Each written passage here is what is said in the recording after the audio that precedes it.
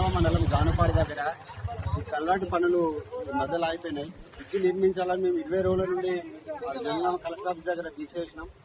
ఆయన కూడా కలెక్టర్ గారు ఎవరు స్పందించలేదు, ప్రభుత్వం స్పందించలేదు. ఈ రోజు ఈ లారీ మహారాష్ట్ర నుండి విజయవాడ వెళ్తుంది. ఈ లారీ లైరనూరుతో పోతుంది, ముడిసెలతో పోతుంది. ఈ రోజు ఈ లారీ ప్రమాదానికి గురై పడిపోయింది. ఇదే లారీ ప్లేస్ లో ఒక స్కూల్ బస్సు కానీ ఒక ఆర్టీసీ బస్సు కానీ ఉంటే, ఒక జీబు లారీ ఉంటే అసలు ఏంది పరిస్థితి అంటున్నారు. ఈ ప్రభుత్వం ఇది ప్రమాదాలు జరుగుతున్న కళ్ళు కనిపిస్తున్నాయా? ఈ కలెక్టర్ ఏం చేసుకుంటున్నారు, కలెక్టర్ ఏం చేస్తున్నారు, ఈ ప్రభుత్వం ఏం చేస్తున్నారు? ఇప్పటికైనా నిర్మించాలని మేము ప్రభుత్వం డిమాండ్ చేస్తున్నాం.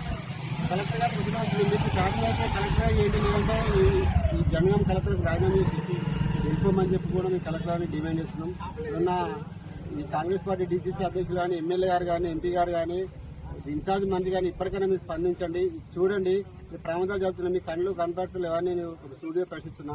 ఇంకెన్ని ప్రమాదాలు జరిగితే మీరు మేల్కుంటారు? ఈ మొద్దు నీరు ఇంకెన్ని రోజులు అవుతారు? దున్నపోతు మీద వాన పడ్డట్టు ఇంకా ఎన్ని రోజులు ఇట్లా ఉంటారని చెప్పి డిమాండ్ చేస్తూ దాసర్ కర్ణాకర్ జాన్పాడ్ చిడిగోడు బ్రిడ్జి సాధన సమితి అధ్యక్షుడు.